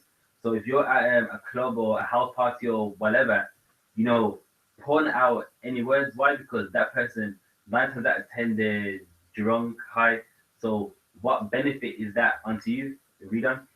Corner out words where there is a musician, and show not forth wisdom out of time. Do what? Show not forth wisdom out of time. So it even explains itself. You doing that is showing forth wisdom out of time, meaning that's not the right time. And you know, it's common sense. Someone that's been drinking all day, that is dancing all day, you can't open up a Bible to them in between the little break that they're gonna have. And you know what I mean? They're more into the club, so you don't be doing that. You doing that is showing forth wisdom out of time. We done? Verse 5, a concert of music in a banquet of wine is as a signet or carbuncle set in gold. Meaning that is very precious. A carbuncle set in gold. A carbuncle is like a diamond or like a jewel, and you set that in gold, meaning that's valuable. So amongst blacks and Hispanics, a party is valuable unto us. Like you go to Jamaica, they party every day. There's a dance on Monday, Tuesday, Wednesday, Thursday, Friday, and the weekend. So you know, and I mean not just in Jamaica, everywhere where blacks and Hispanics are, a party is a valuable thing. You know, you just have a flyer, everyone's gonna come. So you know this and the wine as well. That's a very precious thing amongst blacks and Hispanics. We done? Verse 6, as a signet of an emerald set in a work of gold, so is the melody of music with pleasant wine. Yeah. So when you're drinking and you're hearing a song, that is pleasant. So now, do you think someone that wants to go and enjoy themselves, they want to dance and get drunk, do you think they want to hear you reading Deuteronomy chapter 28 and verse 68? No, they don't. Now, of course, on a time when they're not drunk and they're not out, that's a better time to, you know, expound on things and also show forth your wisdom too. And you had anything? I also. Correct. Yeah. Verse 7, speak, young man, if there is need of thee. So now, speak when there is a need of thee. So when someone requires something of you, that's when you speak. We done? And yet scarcely when thou art twice asked. We done? Let thy speech be short, comprehending much in few words. So now, if someone does ask something of you, just let it be short. Don't be, you know, breaking down way too much. Because sometimes you can actually overload somebody if you're getting too in depth. So you know, so just speak nice and brief, comprehending much in few words, meaning to comprehend is to understand. So you bring out understanding in few words. Just keep it nice, accurate, straight to the point. Read on. Before the thunder goeth lightning, and before a shamefaced man shall go a favor. So was that verse 8? Verse 8, let thy speech be short, comprehending much in few words. Mm-hmm. Be as one that knoweth, and yet holdeth his tongue. Yeah, so be as one as you know, yet you holdeth your tongue, meaning, yes, you got to show forth your wisdom, but don't be proud about it, because you got some people, they're very educated and very smart, but how they bring it across, it makes people think that they're dumb or you think you're better than them, and that's something that you don't want to do. You know what I mean? People don't want to hear the word of the Most High from you, because how you're coming across it like you're better than them, you know what I mean? They're dumb, they're just gonna die. So, you know what I mean? Also, how you bring the word across does also matter too. All right, from there, give me Ecclesiasticus 4 and 23.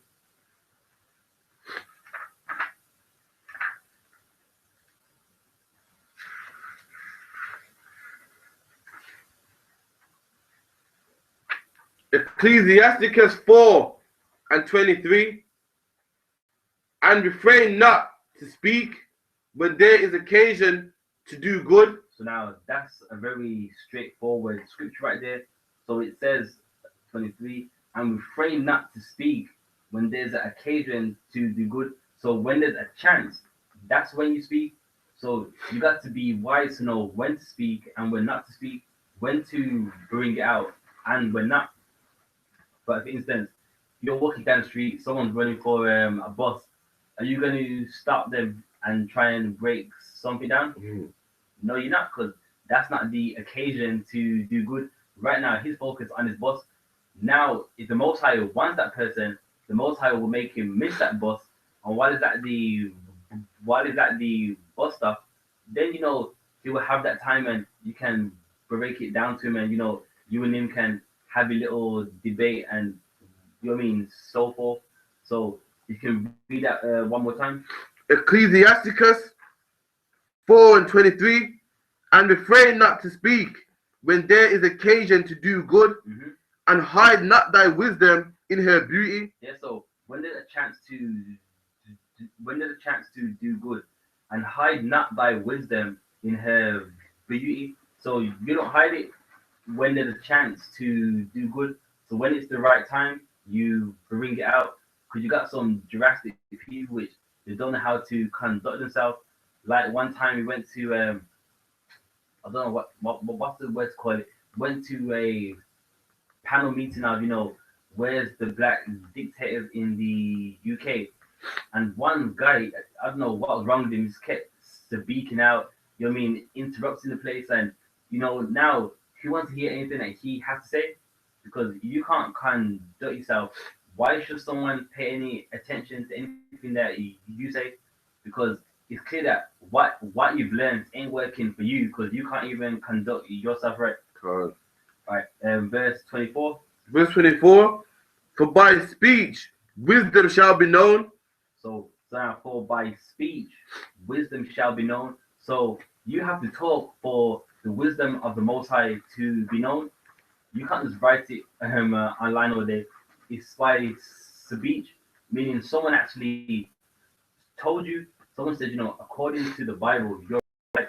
By speech, by someone talking unto you, wisdom is known. So for all the people that are online typing all these paragraphs, that's not what the Bible's saying. The Bible's saying by speech, wisdom gets known. Read on. And learning by the word of the tongue. Yeah, and you learn by the word of the tongue. For you to learn something, someone had to read something to you, someone had to say something, and then from that you learn. So these things are common sense. So of course you got people that hide the truth and don't say nothing at all. But then you got the people on the other side which they don't know how to apply it, and they end up doing more bad than good. You have to. No. All right. So now, like in Acts, there was a few more examples. Let's get Acts 19 and 21.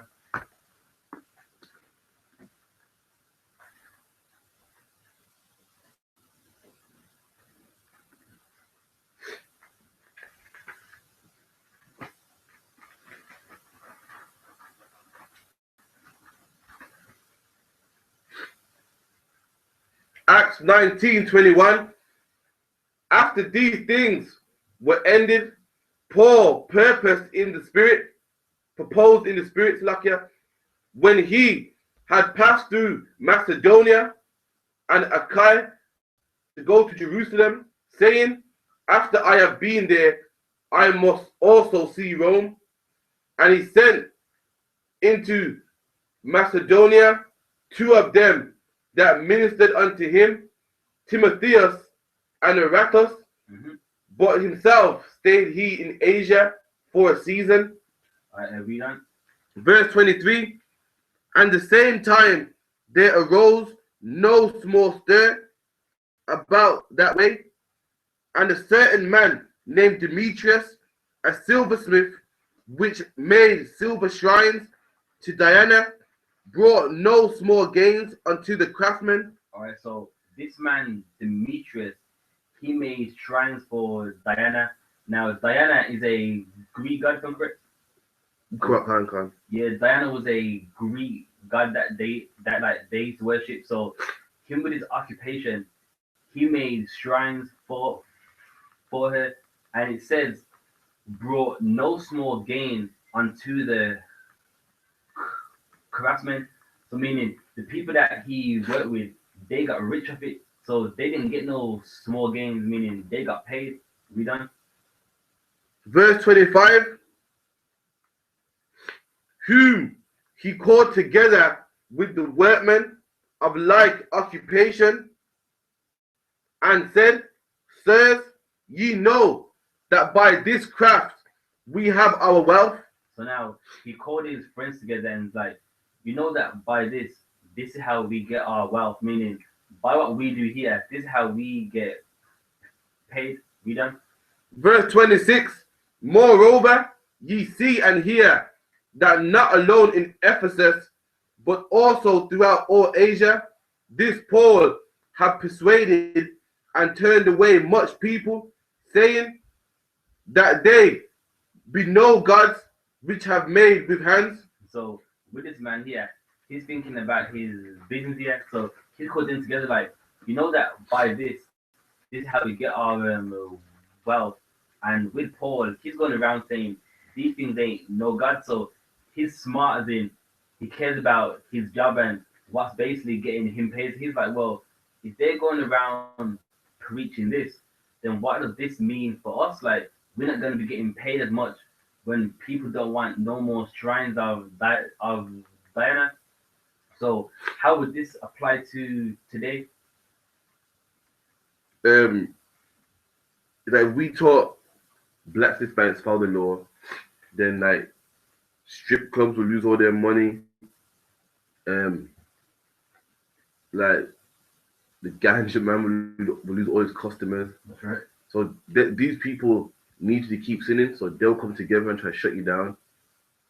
You know what I mean? Yeah, that's the point. So if you teach our people the law, statutes, and commandments, those that get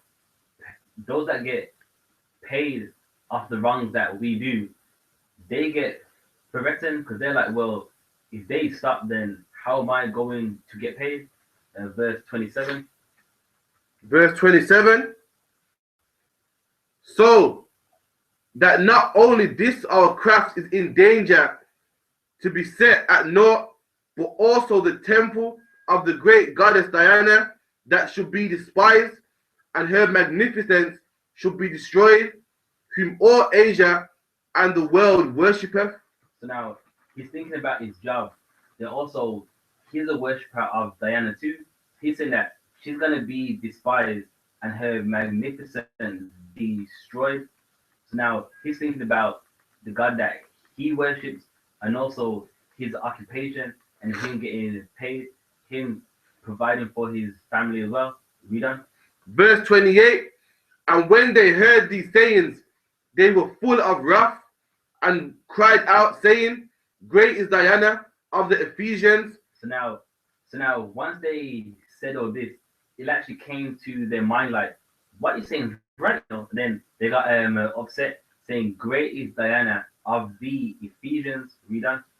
Verse 29. And the whole city was filled with confusion, and having caught Gaius and Aristarchus, men of Macedonia, Paul's companions in travel, they rushed with one accord into the theater. And when Paul would have entered into the people, the disciples suffered him not. So now with Paul, he wants to talk to everyone, but he could have got hurt. So his disciples wished him not, like, no, you ain't gonna go outside. We done? 31. And certain of the chief of Asia, which were his friends, sent unto him, desiring him that he would not adventure himself into the theater. Some therefore cried one thing, and some another, for the assembly was confused, and the more part knew not wherefore they were come together. Verse 33. But they drew Alexander out of the multitude, the Jews putting him forward, and Alexander beckoned with the hand and would have made his defense unto the people. So now this one Jew Alexander, he's making his defense to the people like, we haven't done nothing wrong. I don't know why these people have grabbed us. We done? Verse 32, 34. 34, Slakia. And they drew Alexander out of the multitude, the Jews putting him forward, and Alexander beckoned with the hand and would have made his defense unto the people. But when they knew that he was a Jew, all with one voice, and the space of 2 hours cried out, Great is Diana of the Ephesians. So because of that he was a Jew, Jews did not worship Diana. We didn't worship any other god except the Most High. So for a space of 2 hours, they spoke out, Great is Diana of the Ephesians. So now, you've been at camp, these are things that you face. You know, sometimes there's crowds of people and, you know, they're trying to disrupt the speaking. So these things here are examples where, you know, it happened back then. And even now, it happened sometimes not in the exact same way, but the same principles are also still there too. So now, for that long time, they were shouting, Great is Diana of the Ephesians. And why? Because really, they knew that by them spreading the truth and the word of the Most High, that it was going to basically cost them. So likewise, their plan was to basically, you know, start to get at the Jews. Last scripture, let's get Acts 14 and 19. Acts 14 and 19. And there came thither certain Jews from Antioch and Iconium, who persuaded the people, and having stoned Paul, drew him out of the city, supposing he had been dead. So now, with Paul, at one point in time, he was stoned so bad, they thought that he was dead. So now, these things happened to the prophets and the disciples in the past. So, you know, so do have in mind that this walk, there are going to be some very rough times, and the Bible prepares you for that. So, you know, so if you're not reading the Bible and you think it's a lovely hand-in-hand thing, you walk down the street to tell another black man he's from the tribe of Benjamin and everything works out fine. That's not how this works. The Most High gets who he wants. You got something? Isaiah 8 and 1. What's it? Isaiah 8 and 1. Yeah, you just want to get that. All right, we're going to go to Isaiah chapter 8 and verse 1. Isaiah 8 and 1. Moreover, the Lord said unto me, Take thee a great roll. Different one? Or Ezekiel 3. Ezekiel 3 and 1.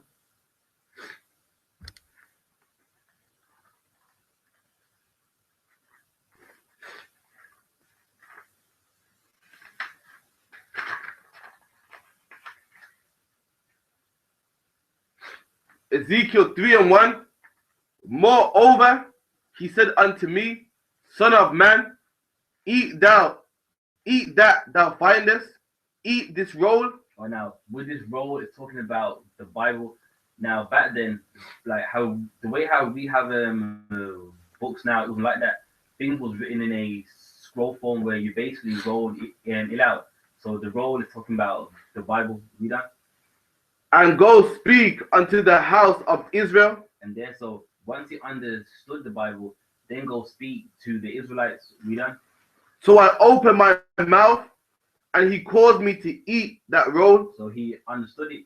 He understood, you know, Proverbs, Wisdom of Solomon, and all the other books. So he understood it. You got some? And because today they say digest information or to eat the information. That's right, and he's saying it back here as well.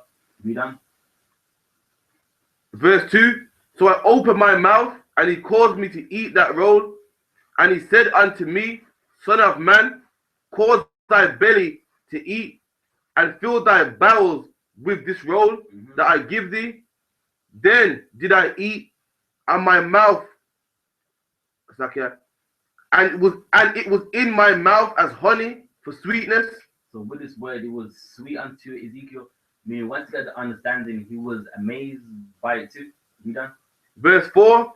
And he said unto me, Son of man, go get thee unto the house of Israel, and speak my words unto them. And that's what we do now. We speak the words of the Most High unto them. You know, every camp you see, we're coming out of the Bible. We done. Okay. For thou art not sent to a people of strange speech and of a hard language, but to the house of Israel. So it's saying, but thou art not sent to a people of a strange speech. So Ezekiel ain't sent to no one whose language he doesn't understand. He's a Jew, they are Jews too. So their language they understand. So you're not sent to someone who you can't relate to. That's not part of it. So, yeah. Revelation. There you go. Sure. The point making is that truth is good, but Oh, it's out. No, so the precept for that is in Revelation 11. So how it look? It's not here then. That's the first part. We have verse 5 saying, but thou art not sent to a people of a strange speech. So, you know, Ezekiel was sent to no one that he can't understand.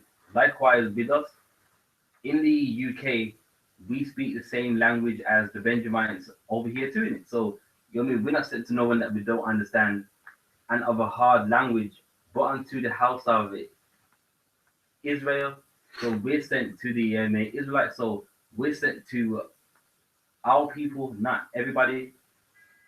Verse 6, not to people of a strange speech and of a hard language, whose words thou cannot understand. So now that's them self-explanatory, meaning you can understand them. Surely had I sent thee to them, they would have hearkened unto me. So God's saying, if I would have sent you to anyone else, they would have paid attention unto me. So if God would have sent us to the Africans, the Japanese, Chinese, they would have hearkened. They would have said, "Are we people of God?" Okay, and they would have returned. But our people, we don't. Now the next verse is going to explain. But the house of Israel would not hearken unto me. Sorry, they would not hearken unto thee, for they will not hearken unto me. For the house of Israel are in prudence and hard-hearted. So that's why it's our people, their heads tough like, no, well, I believe what I want to believe. So that's why sometimes in this truth, it's not that you're not explaining it right. The Bible tells you what's wrong with them. Their heads are tough, meaning they don't want to hear anything, but they want to do what they want to do. yeah, it's Revelation 10:10 talks about when you learn the Bible, it comes with hardship. Right, what Christ said about carrying the cross. Right, Revelation chapter 10 and verse 10. 10:9, sorry. Revelation 10:9. And I went unto the angel and said unto him, give me the book.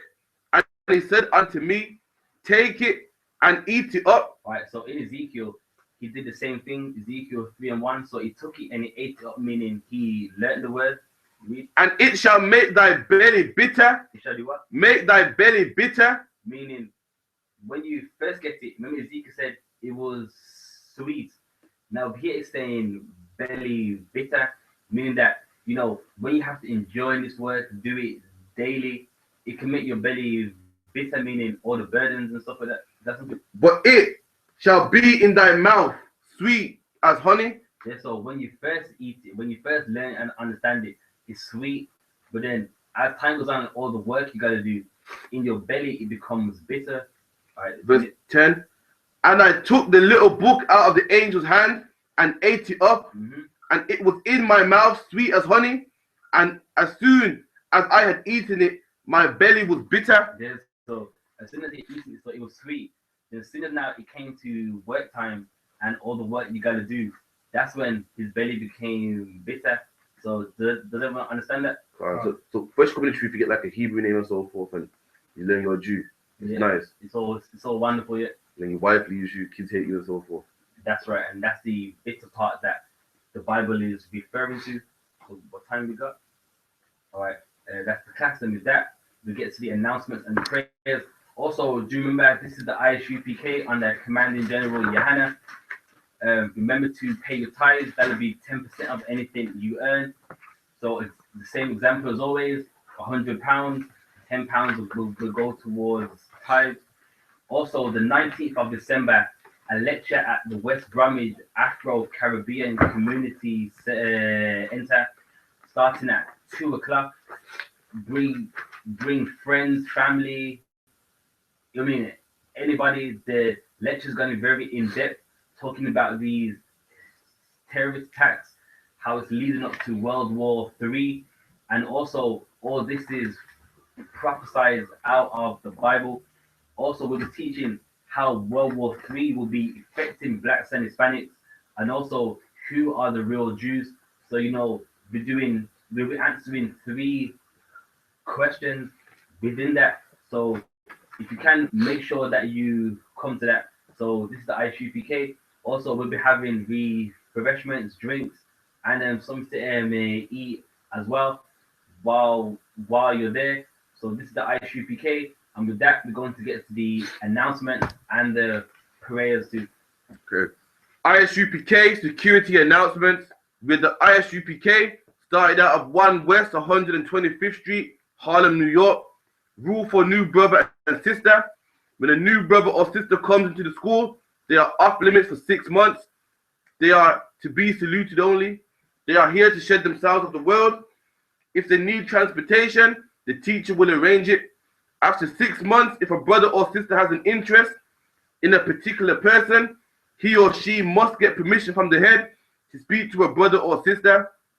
There is another 6 months in which the brother and sister will call each other. After this 6-month period, the brother and sister will get permission from the head to marry. Tithes, which is a commandment, Numbers 18:21, Malachi 3:8 to 10, means 10th in the Hebrew, Ma'ashra, 10% of every penny of any increase the Lord gives you.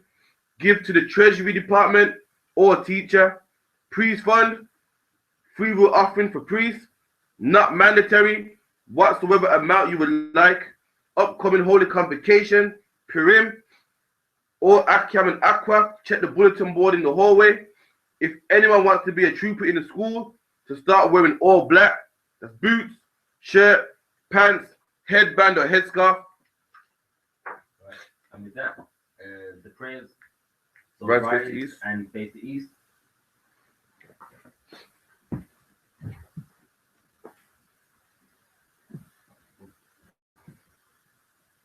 Abanawa, Shabbat Shemayim, Kodash, Haya, Shamka, Yahweh, Malak Wafka, Taba'ah, Ratazaka, Haya, Aisha, Ba'arataza, Kawa, Haya, Bashamayim, Latananawa, Lakam, Kal, Yawan, Wasalaknawa, Kabawafnawa, Kafalaknawa, Kabawafnawa, Wala'a, Dabayanawa, Banasayawan, Abal, Hawashainawa, Mayan, Rai, Kaya, Laka, Hamalakwa, Waha'ala, Wahatapara, La'aywalamyam, Aman. And in English, our Father, which art in heaven, hallowed be thy name. Thy kingdom come. Thy kingdom come. Thy will be done. In earth, as it is in heaven. As it is in heaven. Give us this day. Our daily bread. And forgive us our debts. We forgive our debtors. And lead us not. Into temptation. But deliver us from evil. For thine is the kingdom. And the power. And the glory.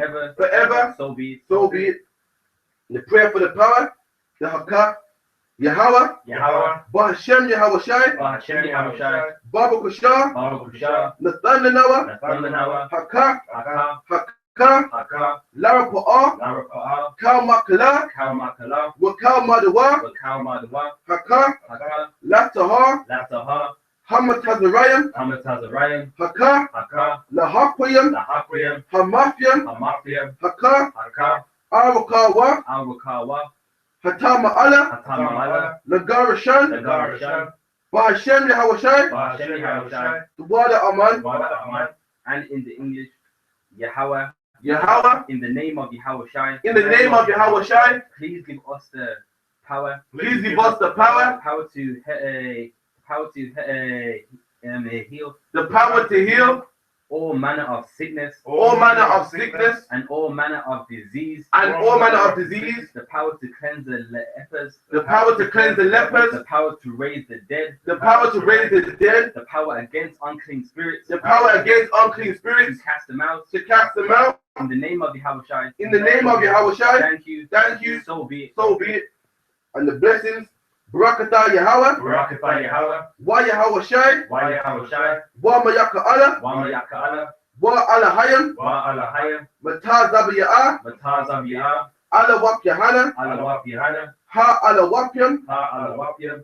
Ha Saranyam, Ha Saranyan. Ha Kwatazayanyam, Ha Kwatazayayam. Ha Kalayayam, Ha Kayayam. Wa Akwatyam, Wa Akwapyam. Yahweh, Yahweh. Wa Hashem Yahushua, Wa Hashem Yahushua. Wa the Aman, Wa Aman. And in the English, bless you Yahweh. bless you Yahweh, And Yahushua. and Yahushua, And Michael. and Michael, And the angels. and the angels, Commanding General Yahanna. commanding General Yahanna, The generals. the generals, The captains. the captains, The officers. the officers, The troopers. the troopers, And the sisters. and the sisters, Yahweh. Yahweh, In the name of Yahushua. in the name of Yahushua, Thank you. thank you, So be it. so be it.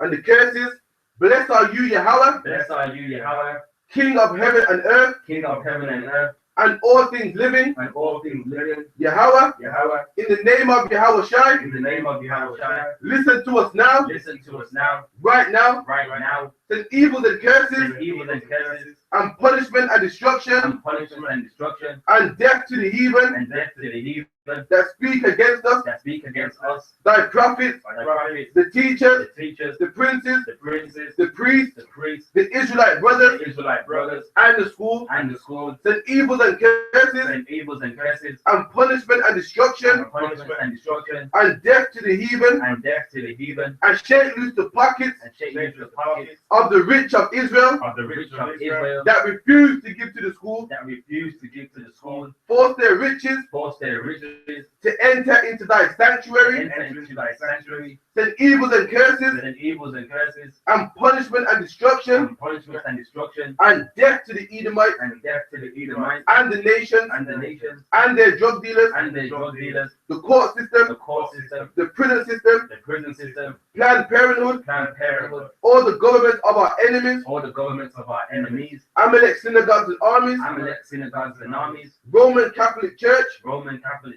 Church, the Pope, the Pope, Islam, Islam, Christianity, Christianity, Egyptology, Egyptology, militia, militia, Ku Klux Klan, Ku Klux Klan, Aryan Nation, Aryan Nation, Skinheads, Skinheads, Posse Comitazi, Posse Comitazi, the gay the movement, gay movement, the lesbian the movement, lesbian movement, spies, spies, workers of witchcraft, workers of witchcraft, NASA space program, NASA space program, Army, Army, Navy, Navy, Air Force, Air Force, Marines, Marines, Wall Street, Wall Street, open up the internet open up the internet and the airwaves, and the airwaves, the cable access the channels, cable access channels, and the radio channels. and the radio channels.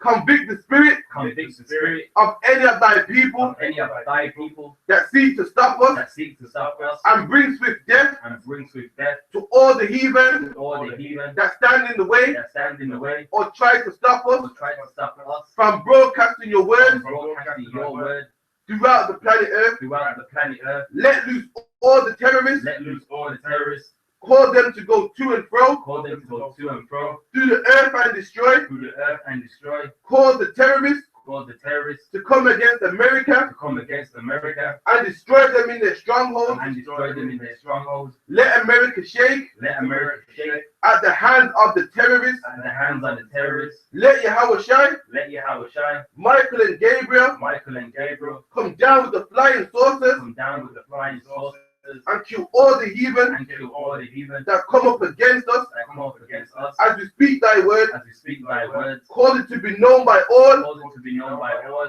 that it is the angels that have done it. that it is the angels that have done it. Cause it to be spread through the media Cause it to be spread through the media throughout the whole world. throughout the whole world. Cause them to shake at thy coming. Cause them to shake at thy coming. In the name of Yahweh Shai, In the name of Yahushua, thank you always. thank you always. So be it. So be it.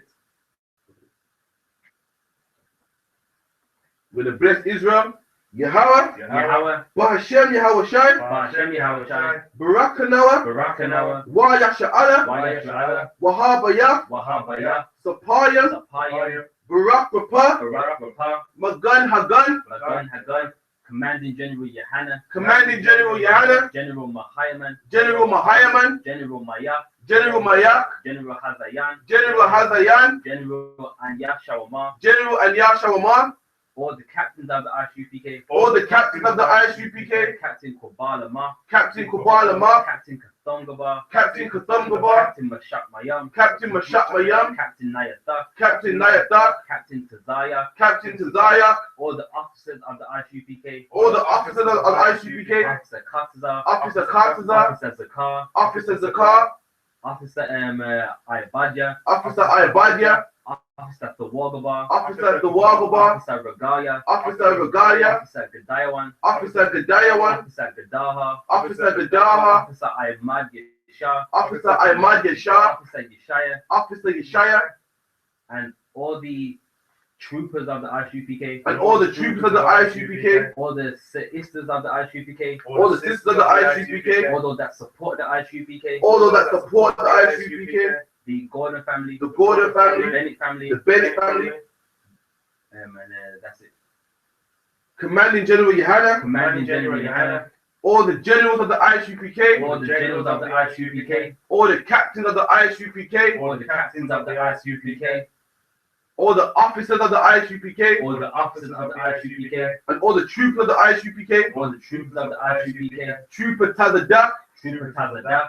The Gordon family. The Gordon family. Nakapaya. Nakapaya. Shirao. Shirao. Paradara. Paradara. Yapa. Yapa. Simba. Simba. Julian. Julian. All those searching for the truth. All those searching for the truth. All the generals. All the generals. All the officers. All the officers. All the captains. All the captains. All the troopers. All the troopers. All those going to camp today. All those going to camp today. The Gordon family. The Gordon family. The George family. The George family. The Bennett family. The Bennett family. Bahashem Yahweh Shai. Bahashem Yahweh Shai. The word of Aman. The word of Aman. And what we just said was, Lord, in the name of Jesus, bless us and Israel and the school. Bless, heal, shield, protect our loved ones in the name of Jesus. Thank you. So be it. All right, that's it.